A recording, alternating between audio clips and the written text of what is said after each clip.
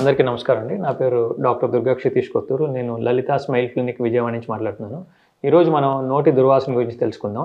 నోటి దుర్వాసనకి అనేక కారణాలు ఉంటాయండి. మొదటి ముఖ్యమైన కారణం ఏంటంటే నోట్లో ఉన్న పళ్ళు, చివుళ్ళు, పళ్ళ సందుల్లో ఉన్న ఆహారం ఇరుక్కుపోయినా, పిప్పి పళ్ళు ఉన్నా కానీ, అలా పళ్ళ మధ్యలో ఉన్న సందులు ఉన్నా కానీ ఆహారం ఇరుక్కుపోయి అవి కుళ్ళిపోయి నోటి దుర్వాసన రూపంలో బయటకు వస్తుంటుంది. అలాగే చిగుళ్ళ ఇన్ఫెక్షన్ ఉంటే, చిగుళ్ళలో రక్తస్రావం ఉన్నా, చిగుళ్ళ ఇన్ఫెక్షన్ ఉన్నా, దీర్ఘకాలిక చిగుళ్ళ సమస్యలు ఉన్నా కానీ ఇది నోటి దుర్వాసన రూపంలో బయటకు వస్తుంది. ఈ పళ్ళు, చిగుళ్ళే కాక అనేక కారణాల వల్ల నోటి దుర్వాసన అనేది చూస్తూ ఉంటాము.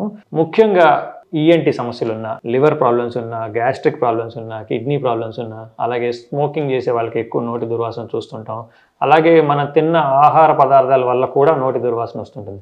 ఇలాంటి అనేక చాలా కారణాలు ఉన్న ఈ నోటి దుర్వాసన వల్ల ఒక మనిషి యొక్క కాన్ఫిడెన్స్ లెవెల్స్ పడిపోయి సంఘంలో కొంచెం లో కాన్ఫిడెన్స్లో ఉండటం జరుగుతుంటుంది అనమాట. సో నోటి దుర్వాసన అనేది ఒక ఇండివిజువల్ సమస్య కాదు, అది సాంఘిక సమస్య, సోషల్ ఇష్యూ అని చెప్పచ్చు.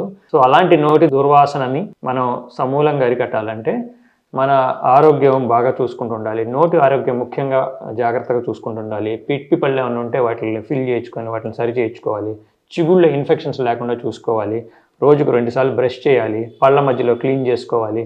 ఇలా నోటిని శుభ్రంగా ఉంచుకున్నట్లయితే చాలా వరకు నోటి దుర్వాసన అనే ఈ సమస్య నుంచి మనం విముక్తులు అవుతాం అన్నమాట.